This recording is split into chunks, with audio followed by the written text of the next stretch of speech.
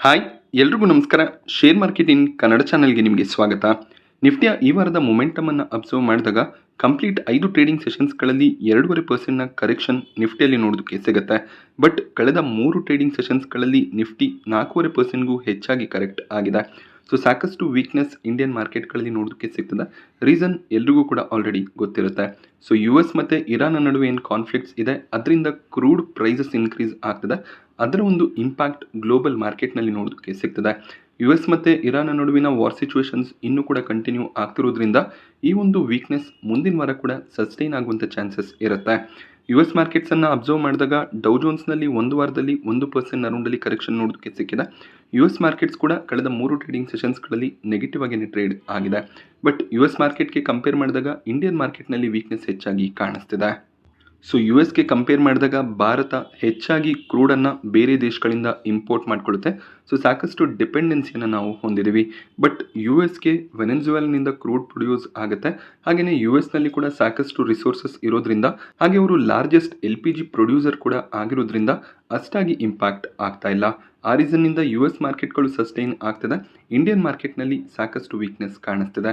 So crude prices increase ಆಗುತ್ತೆ ಅಂದಾಗ ನಾವು ಹೆಚ್ಚಾಗಿ ಸ್ಪೆಂಡಿಂಗನ್ನು ಮಾಡಿ ಕ್ರೂಡನ್ನು ಪರ್ಚೇಸ್ ಮಾಡಬೇಕಾಗತ್ತೆ. ಅದು ನಮ್ಮ ಇನ್ಫ್ಲೇಷನನ್ನು ಇನ್ಕ್ರೀಸ್ ಮಾಡುತ್ತೆ. ಹಾಗೆ GDP ಗ್ರೋತ್ನ ಫೋರ್ಕ್ಯಾಸ್ಟ್ಸ್ ಏನಿತ್ತು ಅದು ಕೂಡ ಕಡಿಮೆ ಆಗುವಂಥ ಸಾಧ್ಯತೆ ಇರೋದ್ರಿಂದ ಎಕನಾಮಿಯ ಮೇಲೆ ಇಂಪ್ಯಾಕ್ಟ್ ಇರುತ್ತೆ. ಅದೇ ರೀಸನ್ಗೆ ಇಂಡಿಯನ್ ಮಾರ್ಕೆಟ್ನಲ್ಲಿ ಸಾಕಷ್ಟು ವೀಕ್ನೆಸ್ ನೋಡೋಕ್ಕೆ ಸಿಗ್ತದೆ. ಇರಾನ್, ಇಸ್ರೇಲ್ ಮತ್ತು US ನಡುವೆ ಕಾನ್ಫ್ಲಿಕ್ಟ್ ಸ್ಟಾರ್ಟ್ ಆದಾಗ ಮೊದಲನೇದಾಗಿ ಚರ್ಚೆ ಆಗಿದ್ದು ಸ್ಟ್ರೈಟ್ ಆಫ್ ಹಾರ್ಮೂಸ್ ಜಲಸಂಧಿಯ ಬಗ್ಗೆ. ಸೊ ಈಗ ಸದ್ಯಕ್ಕೆ ಹಾರ್ಮೂಸ್ ಜಲಸಂಧಿ ಓಪನ್ ಆಗಿದೆ. ಸೊ ಭಾರತದ 2-3 ಶಿಪ್ಗಳು ಆಲ್ರೆಡಿ ಈ ಒಂದು ಜಲಸಂಧಿಯನ್ನು ಕ್ರಾಸ್ ಮಾಡಿದೆ. ಹಾಗೆ ಇರಾನ್ನ ಫಾರಿನ್ ಮಿನಿಸ್ಟರ್ ಒಂದು ಸ್ಟೇಟ್ಮೆಂಟನ್ನು ಕೊಟ್ಟಿದ್ದಾರೆ. ಈಗ ಹಾರ್ಮೂಸ್ ಜಲಸಂಧಿಯನ್ನು ನಾವು ಓಪನ್ ಮಾಡಿದ್ದೀವಿ, ಯಾವುದೇ ದೇಶದ ಶಿಪ್ಗಳು ಹೋಗ್ಬೋದು, ಕೇವಲ 2 ದೇಶದ ಶಿಪ್ಗಳನ್ನು ಹೊರತುಪಡಿಸಿ. ಅಂದರೆ ಇಸ್ರೇಲ್ ಮತ್ತು US ಶಿಪ್ಗಳಿಗೆ ಅಲೋವೆನ್ಸ್ ಅನ್ನು ಅವರು ಕೊಡ್ತಾ ಇಲ್ಲ. US ಮತ್ತು ಇಸ್ರೇಲ್ನ ಶಿಪ್ಸ್ ಏನಾದರೂ ಹಾರ್ಮೂಸ್ ಜಲಸಂಧಿಗೆ ಬಂದರೆ ಅದರ ಮೇಲೆ ಅವರು ಫೈರಿಂಗನ್ನು ಮಾಡುವಂಥ ಚಾನ್ಸಸ್ ಇದ್ದೇ ಇರುತ್ತೆ. ಸೊ ಬೇರೆ ದೇಶಗಳ ಶಿಪ್ಮೆಂಟ್ಸ್ಗಳು ಈಗ ನಾರ್ಮಲ್ ಆಗಿ ನಡೀತಿದೆ ಅನ್ನುವಂಥ ಒಂದು ರಿಪೋರ್ಟ್ ಇದೆ. ಸೊ ಇದು ಭಾರತಕ್ಕೆ ಸ್ವಲ್ಪ ರಿಲೀಫ್ ಆಗಿರುತ್ತೆ. ಸಾಕಷ್ಟು LPG ಕ್ರೈಸಿಸ್ ಕೂಡ ನೋಡೋದಕ್ಕೆ ಸಿಗ್ತಿತ್ತು. ಈಗ 2 ಶಿಪ್ಗಳು ಸೋಮವಾರ ಅಥವಾ ಮಂಗಳವಾರ ಭಾರತಕ್ಕೆ ಬರುತ್ತೆ.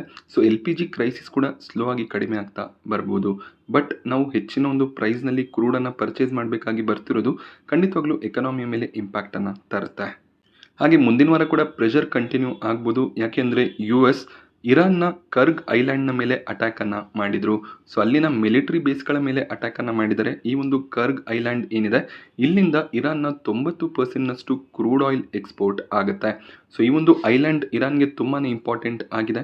ಅಲ್ಲಿನ ಮಿಲಿಟರಿ ಫೆಸಿಲಿಟಿಗಳ ಮೇಲೆ US ಅಟ್ಯಾಕನ್ನು ಮಾಡಿದೆ. ಇರಾನ್ ಏನಾದರೂ ತಮ್ಮ ಅಟ್ಯಾಕನ್ನು ಸ್ಟಾಪ್ ಮಾಡಲಿಲ್ಲ ಅಂದರೆ ಅಲ್ಲಿರುವಂಥ ಆಯಿಲ್ ರಿಫೈನರಿಗಳ ಮೇಲೆ, ಆಯಿಲ್ ಸ್ಟೋರೇಜ್ನ ಮೇಲೆ ಕೂಡ US ಅಟ್ಯಾಕನ್ನು ಮಾಡುತ್ತೆ ಅಂತ ಟ್ರಂಪ್ ಅವರು ಹೇಳಿದ್ದಾರೆ. ಆ ರೀತಿಯ ಅಟ್ಯಾಕ್ಸ್ ಏನಾದರೂ ಆದರೆ ಆಗ ಕ್ರೂಡ್ನ ಪ್ರೈಸಸ್ ಇನ್ನಷ್ಟು ಜಂಪ್ ಆಗುತ್ತೆ. ಈಗ $103-104 ಅರೌಂಡಲ್ಲಿ ಪ್ರತಿ ಬ್ಯಾರೆಲ್ ಕ್ರೂಡ್ ಪ್ರೈಸಸ್ ಟ್ರೇಡ್ ಆಗ್ತದೆ. ಸೊ ಆ ಕರ್ಗ್ನ ಕ್ರೂಡ್ ಆಯಿಲ್ ರಿಫೈನರಿಗಳು, ಸ್ಟೋರೇಜ್ಗಳ ಮೇಲೆ US ಕಡೆಯಿಂದ ಅಟ್ಯಾಕ್ಸ್ ಬಂದರೆ ಆಗ ಕ್ರೂಡ್ ಪ್ರೈಸಸ್ $150 ಆದರೂ ಕೂಡ ಆಶ್ಚರ್ಯ ಪಡಬೇಕಾಗಿಲ್ಲ. ಇರಾನ್ ಸುಮ್ಮನೆ ಇರೋದಿಲ್ಲ. ಅವರು ಬೇರೆ ದೇಶಗಳ ಕ್ರೂಡ್ ರಿಫೈನರೀಸ್ ಏನಿದೆ ಅದರ ಮೇಲೆ ಅಟ್ಯಾಕ್ ಮಾಡ್ತೀವಿ ಅಂತ ಹೇಳಿದರೆ ಇದರಿಂದ ಸಾಕಷ್ಟು ಪ್ರೆಷರ್ ಕ್ರಿಯೇಟ್ ಆಗ್ಬೋದು. ಹಾಗೆ ಇನ್ನೊಂದು ಪ್ರಾಬ್ಲಮ್ ಕ್ರಿಯೇಟ್ ಆಗ್ತಿರೋದು ಭಾರತದ ಕರೆನ್ಸಿ ಡಾಲರ್ನ ಮುಂದೆ ವೀಕ್ ಆಗ್ತಾ ಹೋಗ್ತದೆ. ಆಲ್ ಟೈಮ್ ಲೋ ಲೆವೆಲ್ನಲ್ಲೀಗ ರುಪಿ ಟ್ರೇಡ್ ಆಗ್ತದೆ. ಸೊ ನಾವು ಕ್ರೂಡ್ ಆಯಿಲನ್ನು $100-102 ಪರ್ಚೇಸ್ ಮಾಡ್ತಿದ್ದೀವಿ. ಹಾಗೆ ಹೆಚ್ಚಿನ ಒಂದು ಪ್ರೈಸನ್ನು ಕೂಡ ಕೊಡಬೇಕಾಗಿ ಬರ್ತಿದೆ. ಯಾಕೆಂದರೆ ಟ್ರಾನ್ಸಾಕ್ಷನ್ US ಡಾಲರ್ನಲ್ಲಿ ಆಗುತ್ತೆ. ಸೊ ಡಾಲರ್ನ ಮುಂದೆ ರೂಪಾಯಿಯ ವ್ಯಾಲ್ಯೂ ಕುಸಿದಷ್ಟು ಕೂಡ ಹೆಚ್ಚಿನ ಪ್ರೈಸನ್ನು ಕೊಟ್ಟು ನಾವು ಆ ಒಂದು ಅಸೆಟನ್ನು ಪರ್ಚೇಸ್ ಮಾಡಬೇಕಾಗತ್ತೆ. ಸೊ ಇದರಿಂದ ಕೂಡ ಸಾಕಷ್ಟು ಇಂಪ್ಯಾಕ್ಟ್ ಎಕಾನಮಿಯ ಮೇಲೆ ಬರುತ್ತೆ. ಓವರಾಲ್ ಈಗ ಸಿಚುವೇಶನ್ ಸ್ವಲ್ಪ ನೆಗೆಟಿವ್ ಆಗಿ ಇದೆ. ಅದೇ ರೀಸನ್ನಿಂದ ಮಾರ್ಕೆಟ್ಸ್ಗಳು ಕೂಡ ನೆಗೆಟಿವ್ ಆಗಿ ರಿಯಾಕ್ಟ್ ಮಾಡ್ತಿದೆ. ಆ್ಯಂಡ್ FIIsಗಳು ಕೂಡ ಕಂಟಿನ್ಯೂಸ್ ನೆಟ್ ಸೆಲ್ಲಿಂಗನ್ನು ಮಾಡ್ತಿದ್ದಾರೆ. ಯಾವಾಗಿಂದ ವಾರ್ ಸ್ಟಾರ್ಟ್ ಆಗಿದೆ ಅಲ್ಲಿಂದ ಕಂಟಿನ್ಯೂಸ್ ನೆಟ್ ಸೆಲ್ಲಿಂಗ್, ಹಾಗೆ ಒಂದು ಹೆಚ್ಚಿನ ಅಮೌಂಟ್ನ ಸೆಲ್ಲಿಂಗ್ FIIs ಕಡೆಯಿಂದ ಬರ್ತಿದೆ. ಆಲ್ರೆಡಿ ಮಾರ್ಚ್ ತಿಂಗಳಲ್ಲಿ 57,000 ಕೋಟಿ ಅಮೌಂಟ್ನ ಶೇರ್ಸ್ಗಳನ್ನು FIIs ಇಂಡಿಯನ್ ಮಾರ್ಕೆಟ್ನಲ್ಲಿ ಸೆಲ್ ಮಾಡಿದ್ದಾರೆ. ಬಟ್ ಈ ಒಂದು ಪರಿಸ್ಥಿತಿಯ ಲಾಭವನ್ನು DIIs ತಗೋತಿದ್ದಾರೆ. DIIs ಕಡೆಯಿಂದ ಸ್ಟ್ರಾಂಗ್ ನೆಟ್ ಬೈಯಿಂಗ್ ಬರ್ತಿದೆ. 70,000 ಕೋಟಿ ಅಮೌಂಟ್ನ ನೆಟ್ ಬೈಯಿಂಗ್ DIIs ಕಡೆಯಿಂದ ಮಾರ್ಚ್ ತಿಂಗಳಲ್ಲಿ ನೋಡೋದಕ್ಕೆ ಸಿಕ್ಕಿದೆ. ಬಟ್ FIIs ಸೆಲ್ಲಿಂಗನ್ನು ಮಾಡ್ತಿರೋದ್ರಿಂದ ಪ್ರೆಷರ್ ಇನ್ಕ್ರೀಸ್ ಆಗ್ತದೆ. ಸೊ ಈ ಒಂದು ವಾರ್ಗೆ ಡೆಡ್ ಎಂಡ್ ಸಿಕ್ಕಿದ್ರೆ ಅಷ್ಟೇ ಎಫ್ ಐ ಐಸ್ ಇಂಡಿಯನ್ ಮಾರ್ಕೆಟ್ನಲ್ಲಿ ಮತ್ತೆ ಇನ್ವೆಸ್ಟ್ಮೆಂಟನ್ನು ಮಾಡ್ತಾರೆ. ಈಗ ನಮಗೆ ವ್ಯಾಲ್ಯೂಯೇಷನ್ ಸ್ವಲ್ಪ ಮಟ್ಟಿಗೆ ಜಸ್ಟಿಫೈ ಆದ ರೀತಿಯಲ್ಲಿ ಇರುತ್ತೆ. ಆದ್ದರಿಂದ ಸ್ಟ್ರಾಂಗ್ ಶೇರ್ಸ್ಗಳಲ್ಲಿ ಎಫ್ ಐ ಐಸ್ ಮತ್ತೆ ಇನ್ವೆಸ್ಟ್ಮೆಂಟನ್ನು ಮಾಡುವಂಥ ಚಾನ್ಸಸ್ ಇದ್ದೇ ಇರುತ್ತೆ. ಅದಕ್ಕೆ ಸಿಚುವೇಶನ್ ಕಂಟ್ರೋಲ್ಗೆ ಬರಬೇಕು. ಹಾಗೆ ಸಾಕಷ್ಟು ಜನ ಪ್ಯಾನಿಕ್ ಆಗಿದ್ದೀರಾ. ಪೋರ್ಟ್ಫೋಲಿಯೋ 15%, 20% ಅದಕ್ಕೂ ಹೆಚ್ಚಾಗಿ ಕೂಡ ಡೌನ್ ಆಗಿರುತ್ತೆ. ಸೊ ಕೇವಲ ನಿಮ್ಮ ಪೋರ್ಟ್ಫೋಲಿಯೋ ಅಲ್ಲ, ದೊಡ್ಡ ದೊಡ್ಡ ಇನ್ವೆಸ್ಟರ್ಸ್ಗಳ ಪೋರ್ಟ್ಫೋಲಿಯೋ ಕೂಡ ಡೌನ್ ಆಗಿದೆ. ಸೊ ಈ ರೀತಿಯ ಗ್ಲೋಬಲ್ ಕ್ರೈಸಿಸ್ಗಳು ಬಂದಾಗ ಮಾರ್ಕೆಟ್ನಲ್ಲಿ ವೀಕ್ನೆಸ್ ಇದ್ದೇ ಇರುತ್ತೆ. ಸೊ ಮೊದಲನೇದಾಗಿ ನ್ಯೂಸ್ಗೆ ಮಾರ್ಕೆಟ್ ರಿಯಾಕ್ಟ್ ಮಾಡುತ್ತೆ. ಸೊ ಈಗ ಇರಾನ್ ಮತ್ತು ಯು ಎಸ್ ನಡುವೆ ವಾರ್ ಅನೌನ್ಸ್ ಆಯಿತು ಅನ್ನುವಂಥ ಪ್ಯಾನಿಕ್ನಿಂದ ಮಾರ್ಕೆಟ್ನಲ್ಲಿ ಸೆಲ್ಲಿಂಗ್ ನೋಡೋದಕ್ಕೆ ಸಿಗ್ತದೆ. ಸ್ಲೋ ಆಗಿ ಈ ಒಂದು ನ್ಯೂಸ್ ಮಾರ್ಕೆಟ್ಗೆ ಹಳೇದಾಗ್ತಾ ಆಗ್ತಾ ಮಾರ್ಕೆಟ್ನಲ್ಲಿ ಕನ್ಸಾಲಿಡೇಷನ್ ನೋಡೋದಕ್ಕೆ ಸಿಗುತ್ತೆ. ಲೋವರ್ ಲೆವೆಲ್ಗಳಲ್ಲಿ ವ್ಯಾಲ್ಯೂ ಬೈಯಿಂಗ್ ಆಗ್ತಿರುತ್ತೆ.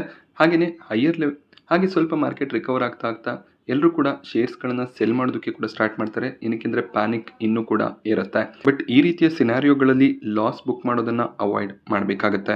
ಬಟ್ ಮಾರ್ಕೆಟ್ ಸ್ಟೆಬಿಲೈಸ್ ಆಗುವಂಥ ಒಂದು ಸ್ಟೇಜ್ ಬರುತ್ತೆ. ಫೈನಲ್ ಆಗಿ ಈ ಒಂದು ಕ್ರೈಸಿಸ್ ಎಂಡ್ ಆದಮೇಲೆ ಮಾರ್ಕೆಟ್ನಲ್ಲಿ ಒಂದು ಸ್ಟ್ರಾಂಗ್ ರಿಕವರಿಯ ಎಕ್ಸ್ಪೆಕ್ಟೇಷನ್ ಕೂಡ ಇರುತ್ತೆ.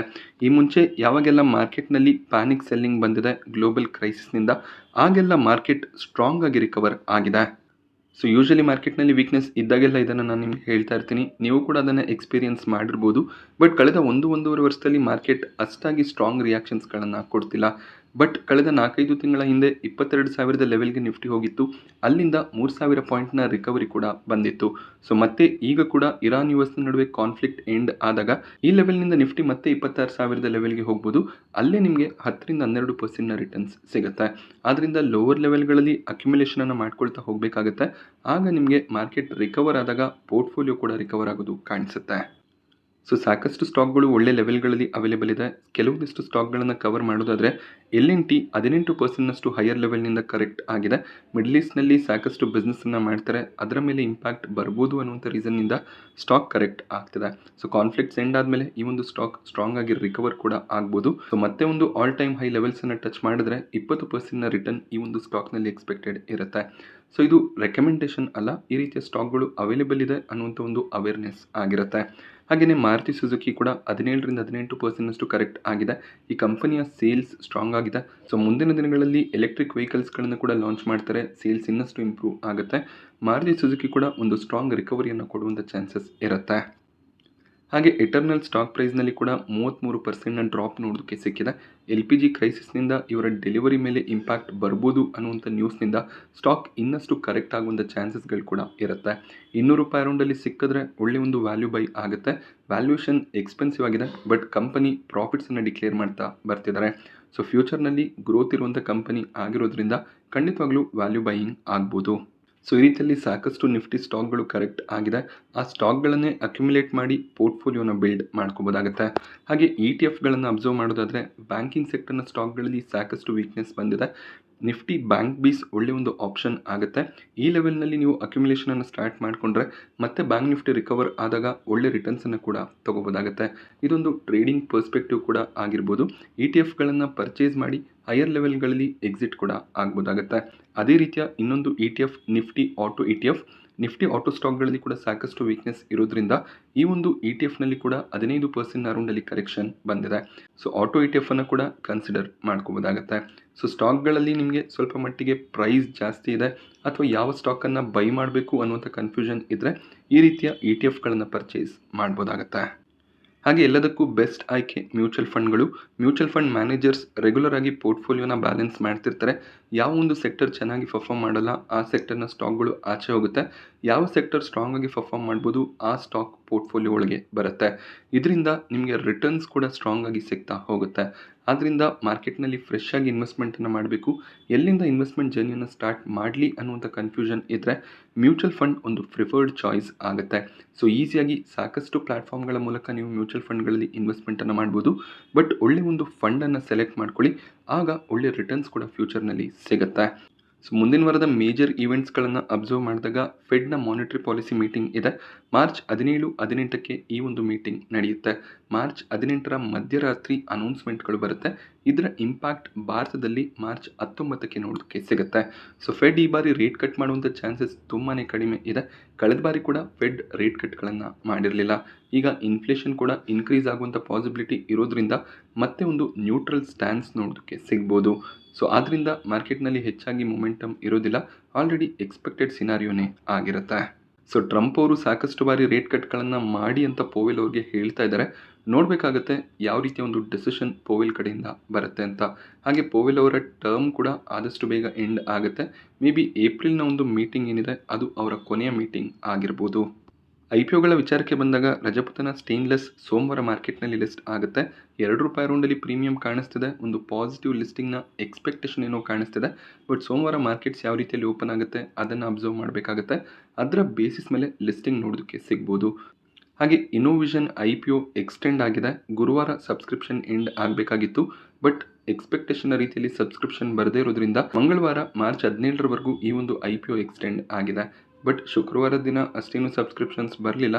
ಸೋಮವಾರ ಮಂಗಳವಾರ ಕೂಡ ಸಬ್ಸ್ಕ್ರಿಪ್ಷನ್ ಬರುವಂಥ ಚಾನ್ಸಸ್ ಕಡಿಮೆನೇ ಕಾಣಿಸ್ತಿದೆ. ಬಟ್ ಈಗ ಸದ್ಯಕ್ಕೆ ಪ್ರೀಮಿಯಂ ಕಾಣಿಸ್ತಾ ಇದೆ. ಕಂಪನಿ ಪ್ರೈಸ್ ಬ್ಯಾಂಡನ್ನು ರಿಡ್ಯೂಸ್ ಮಾಡಿದ್ರು, ಅದರಿಂದ ಸ್ವಲ್ಪ ಅಪ್ಲಿಕೇಶನ್ಸ್ ಬರ್ಬೋದು. ಬಟ್ ಈ ಒಂದು IPOನ ಅವಾಯ್ಡ್ ಮಾಡೋದು ಬೆಟರ್ ಆಗುತ್ತೆ. ನಾಳೆ GSP IPO ಸಬ್ಸ್ಕ್ರಿಪ್ಷನ್ಗೆ ಓಪನ್ ಆಗ್ತದೆ. ಕಂಪನಿ ಪ್ರೈಸ್ ಬ್ಯಾಂಡನ್ನು ₹304ರಿಂದ ₹320 ಸೆಟ್ ಮಾಡಿದ್ದಾರೆ. ಹಾಗೆಯೇ ಇದು 400 ಕೋಟಿ ಇಶ್ಯೂ ಸೈಜ್ನ IPO ಆಗಿದ್ದು fresh issue, offer for sale ಎರಡೂ ಕೂಡ ಇರುತ್ತೆ. ಕಂಪನಿಯ ಫಿನಾನ್ಷಿಯಲ್ಸ್ ಕೂಡ ಸ್ಟ್ರಾಂಗ್ ಆಗಿ ಕಾಣಿಸ್ತಿದೆ. ಸೊ ಇದೊಂದು ಆಗ್ರೋ ಕೆಮಿಕಲ್ ಬಿಸ್ನೆಸ್ ಆಗಿರುತ್ತೆ. ಸೊ ಮಾರ್ಚ್ 18 ಕೊನೆ ದಿನ ಆಗಿರುತ್ತೆ. ಕೊನೆ ದಿನದವರೆಗೂ ವೆಯ್ಟ್ ಮಾಡಿ. ಸದ್ಯಕ್ಕೆ ಯಾವುದೇ ರೀತಿ ಪ್ರೀಮಿಯಂ ಕಾಣಿಸ್ತಿಲ್ಲ. ಕೊನೆ ದಿನ ಪ್ರೀಮಿಯಮ್ಸ್ ಸ್ಟ್ರಾಂಗ್ ಆಗಿದ್ದರೆ ಆಗಬೇಕಿದ್ರೆ ಅಪ್ಲಿಕೇಶನ್ಸನ್ನು ಹಾಕ್ಬೋದು. ಮಾರ್ಕೆಟ್ನಲ್ಲಿ ಅನ್ಸರ್ಟನಿಟಿ ಇರೋದ್ರಿಂದ ಸದ್ಯಕ್ಕೆ IPOಗಳನ್ನು ಅವಾಯ್ಡ್ ಮಾಡೋದು ಬೆಟರ್ ಆಗಿರುತ್ತೆ.